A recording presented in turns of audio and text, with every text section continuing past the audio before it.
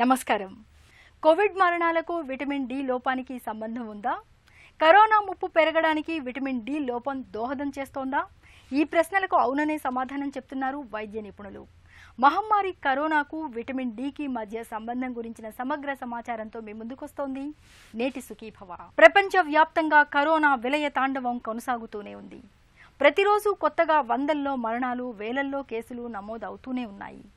కరోనాకు విరుగుడైన వ్యాక్సిన్ ఎప్పుడొస్తుందో ఖచ్చితంగా చెప్పలేని పరిస్థితి. ఇలాంటి తరుణంలో కరోనాతో పోరాడాలంటే వ్యాధి నిరోధక శక్తిదే కీలక పాత్ర అని వైద్య నిపుణులు చెప్తున్నారు. అందులో విటమిన్ సితో పాటు విటమిన్ డి కూడా కరోనాను కట్టడి చేయడంలో బాగా ఉపయోగపడుతోంది. ఈ నేపథ్యంలో విటమిన్ డి గురించి తెలుసుకోవాల్సిన అవసరం ఎంతైనా ఉంది. మరి విటమిన్ డి అనేది రోగ నిరోధకతను పెంపొందించడంలో ఎలా ఉపయోగపడుతుంది? తగినంత విటమిన్ డి పొందడానికి మనం ఏం చేయాలి? తదితర వివరాల గురించి ఇప్పుడు తెలుసుకుందాం.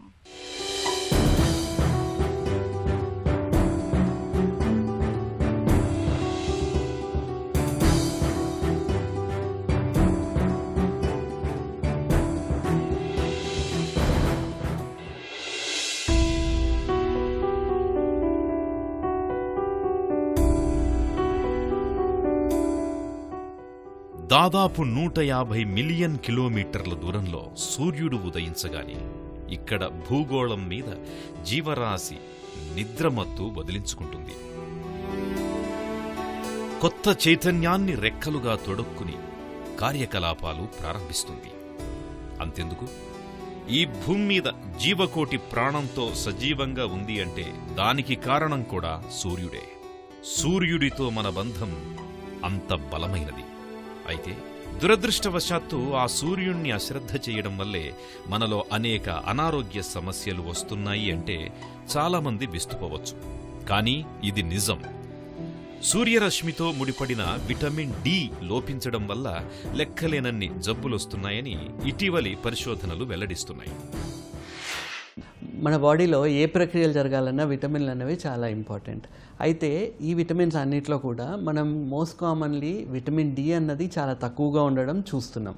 లాక్డౌన్కి ముందే 100 మందిలో 75 నుండి 80% మందిలో విటమిన్ డి తక్కువగా ఉండడం చూస్తున్నాం. ఇప్పుడు లాక్డౌన్ టైంలో అందరూ ఇళ్లలోకే పరిమితి అయిపోయి అసలు సన్లైట్కి ఎక్స్పోజ్ అవ్వకుండా ఉండేసరికి ఈ విటమిన్ డి ఇంకా కూడా తగ్గిపోయే ఛాన్సెస్ ఎక్కువైనాయి.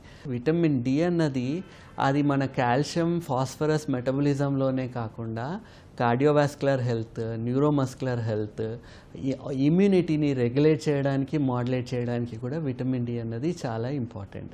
కరోనా పేషెంట్స్ వల్ల వస్తున్న డెత్స్లో చూసుకున్నట్టయితే వీళ్ళందరిలో కూడా సాధారణంగా విటమిన్ డి అన్నది తక్కువ సైడ్ ఉండడం చూస్తున్నాం. అండ్ సైటోకైన్ స్టార్మ్ అన్నది ఒకటి మన బాడీ రెస్పాన్స్ ఉంటుంది. ఇన్ఫెక్షన్ ఉంది అన్నప్పుడు సైటోకైన్స్ అన్నవి ఇమ్యూనిటీని ఎన్హాన్స్ చేయడానికి బాడీలోకి ఉత్పత్తి అవడం జరుగుతుంది. అయితే విటమిన్ డి అన్నది వాటిని రెగ్యులేట్ చేసి మాడ్యులేట్ చేస్తుంది. ఇప్పుడు ప్రాబ్లం వచ్చింది, ఇన్ఫెక్షన్ వచ్చింది, మన సైడ్ నుండి ఇమ్యూనిటీ సోల్డర్స్ అన్నది వెళ్ళి అటాక్ చేసి ఇన్ఫెక్షన్ పోయిందన్న తర్వాత ఆ అటాక్ అన్నది ఆగిపోవాలి. కానీ విటమిన్ డి లేకపోవడం వల్ల, తక్కువ ఉండడం వల్ల ఇమ్యూనిటీని రెగ్యులేట్ చేయడం, మాడ్యులేట్ చేయడం అవ్వట్లేదు. అందుకే వీళ్ళ లోపల ఉత్పత్తి అయిన సైటోకైన్స్ వీళ్ళ బాడీనే డ్యామేజ్ చేస్తున్నాయి. అంటే మన లోపల ఉత్పత్తి అయిన సైటోకైన్స్ ఎప్పుడైతే లంగ్స్ని అటాక్ చేస్తాయో బ్లడ్ వెజల్స్ నుంచి లీక్ అయ్యే ఛాన్సెస్ ఉంటున్నాయి, బ్లడ్ క్లాట్స్ ఫామ్ అయ్యే ఛాన్సెస్ ఉంటున్నాయి, ఇమ్యూనిటీ అన్నది ఆర్గన్ డ్యామేజ్ అయిపోవడం చూస్తున్నాం. పాత రోజుల్లో కేవలం విటమిన్ డి అంటే ఎముకలు విరగకుండా, రికెట్స్ అనే వ్యాధి రాకుండా కాపాడుతుంది అని మాత్రమే తెలుసు. కానీ నిదానంగా ఎన్నో శాస్త్రీయ అధ్యయనాలు జరిగే కొద్దీ విటమిన్ డికి ఆరోగ్యానికి ఉన్నటువంటి ప్రాముఖ్యత చాలా ఎక్కువని తెలియవస్తోంది. 30 ఏళ్ల ముందు విటమిన్ డి టెస్ట్ చేయడం అనేది చాలా ల్యాబ్స్లో ఉండేది కాదు. కానీ ఈరోజు గ్రామీణ ప్రాంతాల్లోని డాక్టర్లు కూడా విటమిన్ డి టెస్ట్ చేయించి అవసరమైన బిళ్లలు ఇస్తున్నారు. అసలు విటమిన్ డి అనేది ఎక్కడి నుంచి వస్తుంది? విటమిన్ డి దాదాపు 80% మన చర్మంలోనే తయారవుతుంది. దీనికి సమృద్ధిగా లభించే సూర్యరశ్మి అవసరం. మిగిలిన 20% విటమిన్ డి ఆహారం ద్వారా లభిస్తుంది. రెండింటినీ కలిపి శరీరానికి ఉపయోగపడే విటమిన్ డి3 లాగా శరీరం తయారు చేసి తన అవసరాలను తీర్చుకోవడానికి వాడుకుంటుంది. విటమిన్ డి మనకి ఎట్లా లభిస్తుంది? సన్లైట్లో కూర్చున్న స్పెసిఫిక్ టైంలో కూర్చుంటేనే అది విటమిన్ డి సింథసిస్కి హెల్ప్ చేస్తుంది. అది ఎప్పుడు ప్రొద్దున 9 గంటల నుంచి మధ్యాహ్నం 3 గంటల వరకు సన్ ఎప్పుడైతే బ్రైట్గా ఉంటుందో ఆ ఎండలో కూర్చుంటేనే విటమిన్ డి సింథసిస్ అన్నది అవుతుంది. అండ్ ఇందులో కూడా స్పెసిఫిక్ యూవీ బీ రేస్ అని, అల్ట్రావైలెట్ బీ రేస్ అని ఒక particular wave length 280 to 350 nanometres అని ఆ పర్టికులర్ రేకి ఎక్స్పోజ్ అవుతేనే స్కిన్ అప్పుడు విటమిన్ డి సింథసిస్కి అది హెల్ప్ చేస్తుంది. అండ్ ఇంకోటి ఎంతసేపు కూర్చోవాలి అన్నది ఎవరికి ప్రాపర్గా అవగాహన ఉండట్లేదు. సో ఇప్పుడు తెల్లగా ఉండే వాళ్ళు 20 to 25 మినిట్స్ ఎండలో బ్రైట్ రెడ్ సన్లైట్లో కూర్చుంటే సరిపోతుంది. అదే కొంచెం కలర్ తక్కువ ఉన్న వాళ్ళల్లో స్కిన్ థిక్గా ఉన్నప్పుడు కూడా అబ్జార్ప్షన్ అన్నది ఎక్కువ ఫాస్ట్గా అవ్వదు. అండ్ వీళ్ళు కొంచెం ఎక్కువసేపు కూర్చోవాలి, ఒక 35 to 40 మినిట్స్ దాకా వీళ్ళు ఎండలో కూర్చోవాలి. అండ్ చాలామంది ఏమనుకుంటారు, ఎక్కువసేపు ఎండలో కూర్చుంటే ఎక్కువ విటమిన్ డి దొరికేస్తుంది అని చెప్పేసి. అట్లా కాదు. ఎప్పుడైతే ఆ 35-40 మినిట్స్ దాటి ఇంకా ఎండకి ఎక్స్పోజ్ అవుతారో ఆ యాక్టివ్ ప్రో విటమిన్ D3 ఏదైతే స్కిన్ కింద ఫామ్ అవుతుందో అది టాకిస్టిరాలో, లూమిస్టిరాలో ఇన్యాక్టివ్ కాంపౌండ్కి మారిపోవడం జరుగుతుంది. మన ఒంట్లో విటమిన్ డి కొరత ఉన్నప్పుడు ప్రధానంగా అలసట, నీరసం, జుట్టు రాలిపోవడం, ఒళ్ళు నొప్పులు, కీళ్ల నొప్పులు, చురుకుదనం లేకపోవడం వంటి లక్షణాలు కనిపిస్తూ ఉంటాయి. ఇలాంటప్పుడు వెంటనే విటమిన్ డి పరీక్షను చేయించుకోవాలి. విటమిన్ లోపం ఉన్నప్పుడు దాన్ని అధిగమించేందుకు తగిన చర్యలు తీసుకోవాలి. కరోనా కాలంలో విటమిన్ డి ఆవశ్యకత గురించిన మరిన్ని వివరాలను ఇప్పుడు తెలుసుకుందాం.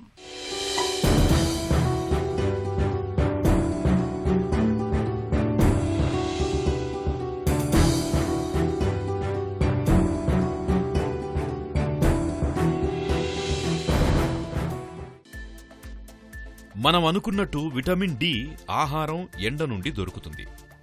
భారతదేశంలో ఈ రోజు వరకు ఉన్న స్టడీస్ అన్నీ చూస్తే దాదాపు 80% ప్రజానీకంలో విటమిన్ డి లోపించి ఉన్నట్లు తెలుస్తోంది. అంతేకాకుండా ఒక అధ్యయనంలో కూడా దాదాపు 90% వరకు స్కూల్ పిల్లల్లో విటమిన్ డి లోపము ఉన్నట్టు తెలిసింది. స్త్రీలలో 90% కంటే ఎక్కువగా విటమిన్ డి లోపమున్నట్టు గమనించడం జరిగింది. కొన్ని మతాలు వాళ్ల ఆచారాల వల్ల కూడా స్త్రీలకు అవసరమైనంత సూర్యరశ్మి తగలక విటమిన్ డి లోపముంటోందని తెలిసింది. వస్త్రధారణ, కుటుంబాల్లో ఉండే అలవాట్ల వల్ల కూడా స్త్రీలు, వృద్ధులు, పిల్లల్లో విటమిన్ డి లోపం ఉండడానికి ఓ ప్రధాన కారణమని తేలింది. వారికి ఎండ తగలకపోవడం ఒక ప్రధాన సమస్య. డాక్టర్లు కూడా విటమిన్ డి లోపంతో బాధపడుతున్నారు. స్కూల్ పిల్లలు, స్త్రీలు, air force, army, navy, indoor games ఆటగాళ్లు, క్రికెటర్లలో కూడా విటమిన్ డి లోపముందని తేలింది. రాబోయే తరాల్లో ఈ విటమిన్ డి లోపాన్ని ఆపగలమా అనేది నేడు అందరికీ ఎదురవుతోన్న చిక్కు ప్రశ్న. ఏ రకాల ఫుడ్లు తీసుకుంటే విటమిన్ డి వస్తుందన్నది ఒక పెద్ద కన్ఫ్యూషన్ స్టేట్లో ఉన్నాం. సో విటమిన్ డి అన్నది వెజిటేరియన్ డైట్లో చాలా చాలా తక్కువగా ఉంటుంది. ఇప్పుడు మిల్క్లో అయినా ఫోర్టిఫైడ్ మిల్క్ ఉంది, సీరియల్స్ ఫోర్టిఫైడ్ ఉన్నాయి. ఇప్పుడు మీరు ఏదైనా తీసుకుంటున్నారు దాంట్లో విటమిన్ డి యాడ్ చేసింది ఉంది అంటే అందులోంచి మీకు విటమిన్ డి రావచ్చు. లేదు ఇప్పుడు విటమిన్ డి మాకు ఫుడ్లోనే కావాలి అంటే ఫిష్లో విటమిన్ డి ఎక్కువ ఉంటుంది, లివర్లో విటమిన్ డి ఎక్కువ ఉంటుంది. మరి మేము ఎండలో కూర్చుంటున్నాము, నాన్ వెజ్ తింటున్నాము, అయినా కానీ మా విటమిన్ డి ఎందుకు తక్కువ ఉంటుంది అని చాలామంది అడగడం జరుగుతుంది. అయితే మనం ఇప్పుడు అర్థం చేసుకోవాల్సింది ఏంటంటే మన లైఫ్ స్టైల్ అన్నది చేంజ్ అయిపోయింది, డైటరీ హ్యాబిట్స్ చేంజ్ అయిపోయినాయి, intestinal absorption of vitamin D అన్నది జరగట్లేదు.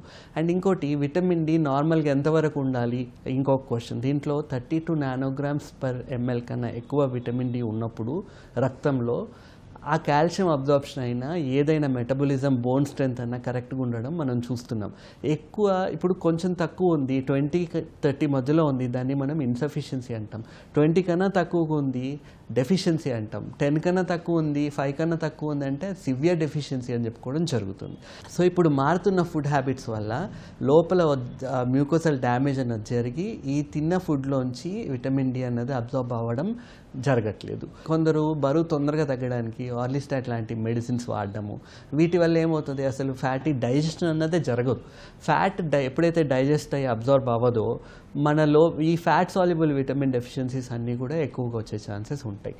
సో ఇప్పుడు అల్సరేటివ్ కొలైటిస్ ఉంది, టర్మినల్ ఐలియటిస్ ఉంది, ఇన్ఫ్లమేటరీ బowel డిసీజెస్ ఉన్నాయి, సీలియాక్ డిసీజ్. వీటన్నిటిలో ఏంటి అంటే ఆ తిన్న ఫుడ్ అన్నది ఈజీగా అరగదు. ఎప్పుడైతే మన ఒంటికి ఫ్యాట్ అబ్జార్ప్షన్ అన్నది జరగదో fat soluble vitamins, vitamin A, vitamin D, E and K, వీటి అబ్జార్ప్షన్ కూడా తగ్గిపోతుంది. ఇంతకుముందు మేము చూస్తున్న దానికన్నా ఈ మధ్య కాలంలో పాలు తాగడం వల్ల కూడా లాక్టోజ్ ఇంటాలరెన్స్ అన్నది ఎక్కువ అయిపోతుంది. ఈ లాక్టోజ్ ఇంటాలరెన్స్ ఉన్న వాళ్ళల్లో కూడా ఈ విటమిన్ డి డెఫిషియన్సీస్ అనేవి మనం చాలా ఎక్కువగా చూడడం జరుగుతుంది. సీజన్ను బట్టి మన ఆహారాన్ని మార్చుకోవాలి. వర్షాకాలం, చలికాలం, ఎండలో తిరగని రోజుల్లో విటమిన్ డి సమృద్ధిగా ఉండే ఆహారాల్ని తినాలి.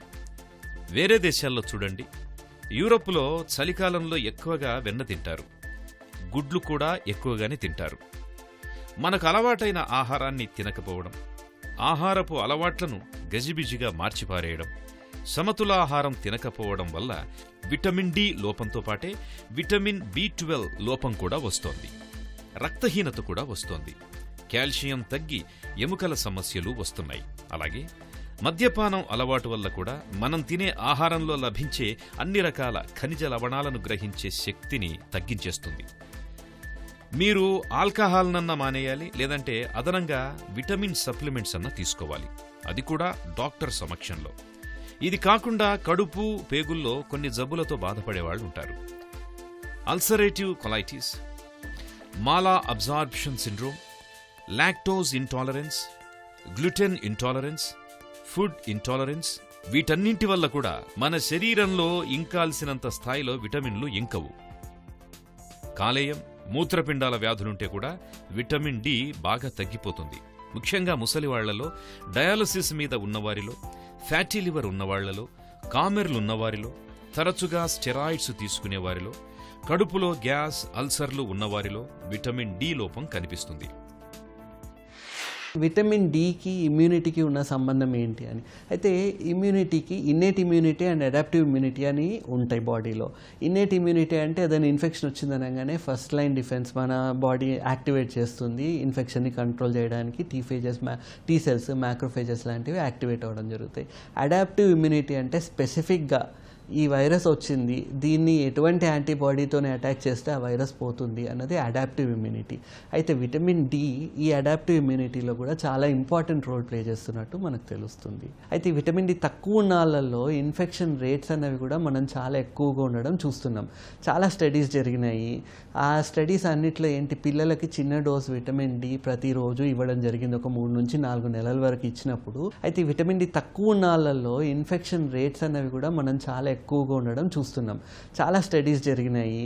ఆ స్టడీస్ అన్నిట్లో ఏంటి, పిల్లలకి చిన్న డోస్ విటమిన్ డి ప్రతిరోజు ఇవ్వడం జరిగింది, ఒక 3 నుంచి 4 నెలల వరకు ఇచ్చినప్పుడు వీళ్ళల్లో రెస్పిరేటరీ ట్రాక్ ఇన్ఫెక్షన్స్ అన్నవి తగ్గిపోవడం సిగ్నిఫికెంట్గా చూడటం జరిగింది. ఇప్పుడు జపాన్లో స్టడీలో ఎప్పుడైతే ఒక 17 వీక్స్ దాకా కంటిన్యూస్గా small dose of vitamin D ఇచ్చారో 42% ఇన్ఫ్లుయెన్జా రావడం తగ్గిపోయింది అని స్టడీస్ చూపిస్తున్నాయి.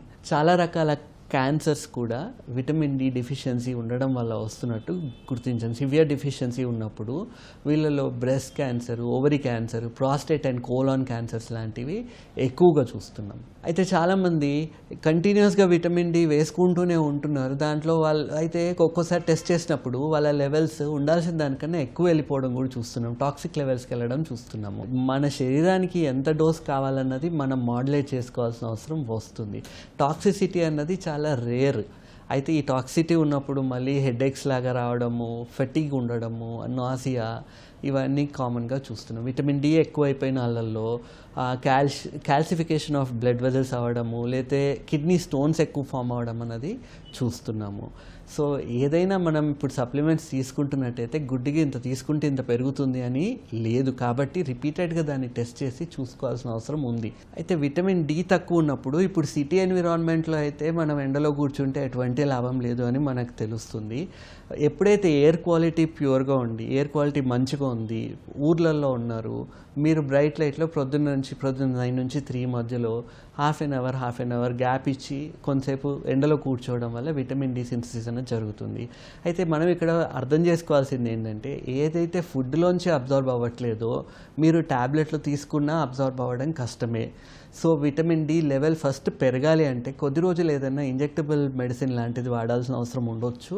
దాని తర్వాత ఈ డ్యామేజ్ అయిపోయిన లేదా ఇన్యాక్టివ్ అయిపోయిన విటమిన్ డి రిసెప్టర్స్ని మళ్ళీ యాక్టివ్ చేయడానికి మనం చిన్న డోస్ విటమిన్ డిని రోజు కొన్ని నెలల పాటు ఇవ్వడం జరుగుతుంది. విటమిన్ డి మన శరీరంలోని కొవ్వు నుంచి తయారవుతుంది. సుప్రభాత వేళ సూర్యుడి నుంచి వచ్చే కిరణాలు విటమిన్ డి ఉత్పత్తికి బాగా దోహదం చేస్తాయి. అందుకే ఉషా కిరణాలని వ్యాధి నిరోధక బాణాలుగా పనిచేసే ఆయుధాలుగా చెప్పుకోవచ్చు.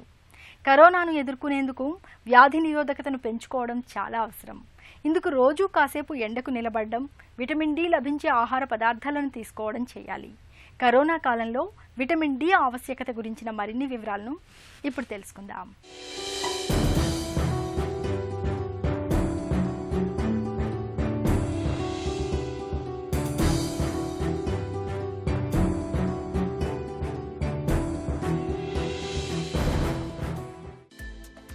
అందరూ విటమిన్ డి పరీక్ష చేయించుకోవాలి.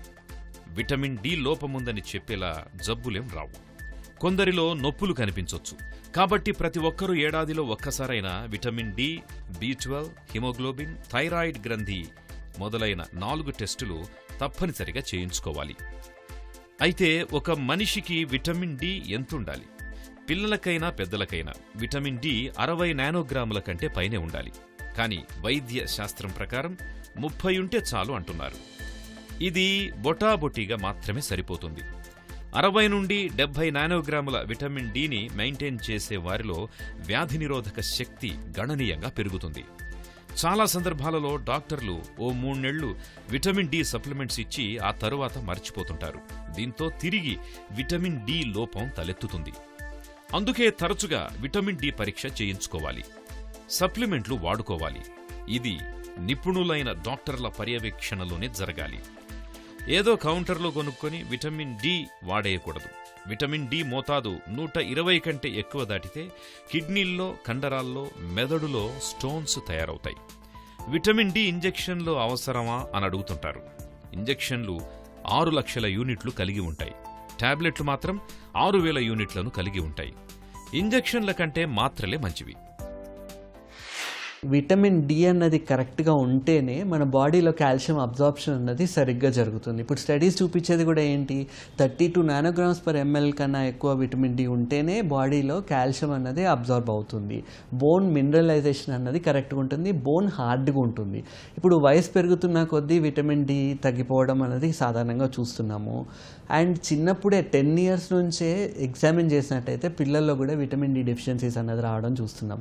బోన్ సాఫ్టనింగ్ అవడము, ఆస్టియోమలేషియా అని, ఆస్టియోపోరోసిస్ అని, బ్రిటిల్ బోన్స్ అయిపోవడం, బొక్కలు ఉత్తినే కింద పడి బొక్కలు ఇరగొట్టుకుంటున్నారు. ఇప్పుడు పెద్ద వయసు వాళ్ళు సాధారణంగా చూసినట్టయితే ఫ్రాక్చర్ అవ్వడానికి రీజన్ ఫాల్, నడుస్తుంటే కింద పడిపోయి బోన్స్ ఇరగడం అన్నది చూస్తున్నాం. అయితే వీళ్ళల్లో కొన్ని స్టడీస్ చేయడం జరిగింది. వీళ్ళలో విటమిన్ డి సప్లిమెంట్స్ రోజు ఇవ్వడము ప్లస్ ఒక high dose once in a week, once in 15 dose ఇవ్వడంతో స్టడీస్ చేయడం జరిగింది. ఎప్పుడైతే విటమిన్ డి సప్లిమెంట్స్ ఇచ్చామో వాళ్ళల్లో ఈ ఫ్రాక్చర్ రేట్ అన్నది తగ్గిపోవడం మనం చూస్తున్నాం. సివియర్ విటమిన్ డి డెఫిషియన్సీ ఉన్నప్పుడు కొన్ని రకాల మెంటల్ ప్రాబ్లమ్స్ కూడా వస్తున్నట్టు స్టడీస్ చూపిస్తున్నాయి. స్కిజోఫ్రీనియా అని, దాని తర్వాత డిప్రెషన్ లాంటివి ఎక్కువైపోతున్నట్టు కూడా స్టడీస్ చూపిస్తున్నాయి. అదే కాకుండా థైరాయిడ్ రిలేటెడ్ ప్రాబ్లమ్స్, దాంట్లో మళ్ళీ డయాబెటీస్ లాంటివి, పిల్లల్లో అయితే టైప్ 1 డయాబెటీస్, ఇవన్నీ కూడా విటమిన్ డితోనే లింక్ చేయడం జరుగుతుంది. పిల్లలే కదా అని టెస్ట్ చేయకుండా ఉండొద్దు. చిన్నపిల్లలకు కూడా ఒకసారి టెస్ట్ చేయించి అడిక్వేట్ డోస్ అన్నది డైలీ ఇస్తూ వెళ్తే పెద్ద అయిన తర్వాత ప్రాబ్లమ్స్ రాకుండా ఉంటాయి. ఇంకోటి విమెన్లో, ప్రెగ్నెన్సీలో especially requirements of vitamin D అన్నది ఇంక్రీజ్ అవుతాయి. లాక్టేషన్ టైంలో స్పెషల్ సప్లిమెంట్స్ తీసుకోవాల్సి ఉంటుంది. సో ఇప్పుడు ఉన్న పరిస్థితిలో మరి విటమిన్ డిని ఏం చేయడం, ఎట్లా మనం కాపాడుకోవడం అని అడిగినప్పుడు, మీకు ఒకవేళ స్వచ్ఛమైన సన్లైట్ దొరుకుతుంది, కూర్చోవడం ప్రాక్టీస్ చేయండి, ఎండలో కూర్చోవడం అలవాటు చేసుకోండి. లేదు మీరు ఉన్న ప్లేస్లో పొల్యూషన్ చాలా ఎక్కువ ఉంటుంది, సన్లైట్ మీద మీరు డిపెండ్ అవ్వలేరు అన్నప్పుడు విటమిన్ సప్లిమెంట్స్ తీసుకోవడం బెటర్. అయితే ఏది పడితే అది కాకుండా ఫస్ట్ మీ బ్లడ్ చెకప్ చేయించుకొని మీకు ఎంత డెఫిషియన్సీ ఉంది, ఇన్సఫిషియన్సీ ఉందా, డెఫిషియన్సీ ఉందా అది నిర్ధారణ చేసుకున్న తర్వాత ఏ డోస్ తీసుకోవాలన్నది మీ డాక్టర్ ప్రిస్క్రైబ్ చేస్తారు. ఇప్పుడు కరోనాతోని ప్రాబబ్లీ నెక్స్ట్ 6 months 1 year మనకు తెలియదు ఇంకెన్ని రోజులు ఈ పరిస్థితి ఉంటుందన్నది. ఉన్నది. కాబట్టి రెగ్యులర్గా టెస్ట్ చేయించుకొని 3 monthsకి ఒకసారి సబ్స్టిట్యూట్స్ తీసుకోవడము బెటర్. కరోనాకు మందులు, టీకా ఆలస్యమైన, ఒకవేళ కోవిడ్ వైరస్ మార్పులకు గురైనా కూడా మనం ఆధారపడాల్సింది మన రోగనిరోధక శక్తిపైనే. ఆ రోగనిరోధక శక్తిని పెంచడంలో విటమిన్ డి కీలక పాత్ర పోషిస్తుంది. కాబట్టి విటమిన్ డి లోపం లేకుండా చూసుకోవడం, ఒకవేళ లోపం ఉంటే సప్లిమెంట్స్ తీసుకోవడం చేస్తే కరోనా కాలంలో మన రక్షణ కవచాన్ని మరింత పటిష్టం చేసుకున్న వారమవుతాం. కరోనా కలకలం మొదలైనప్పటి నుంచి మన దగ్గర విటమిన్ సి, విటమిన్ డి సప్లిమెంట్ల వాడకం బాగా పెరిగింది. నిజానికి ఇదో మంచి పరిణామం. రోజు కాసేపు ఉదయపు ఎండకు నిలబడినా చాలు, మనకు తగినంత విటమిన్ డి దొరుకుతుంది. చాలినంత విటమిన్ డి మన ఒంట్లో ఉంటే మన ఇమ్యూనిటీ కూడా బాగుంటుంది. ఇమ్యూనిటీ బాగుంటే కరోనా వంటి ఇన్ఫెక్షన్ నుంచి మనం తేలిగ్గానే బయటపడవచ్చు. తిరిగి రేపటి సుఖీభవలో కలుసుకుందాం. సుఖీభవ కార్యక్రమానికి సంబంధించిన మీ విలువైన సలహాలు, సూచనల్ని వెంటనే మాకు రాయండి.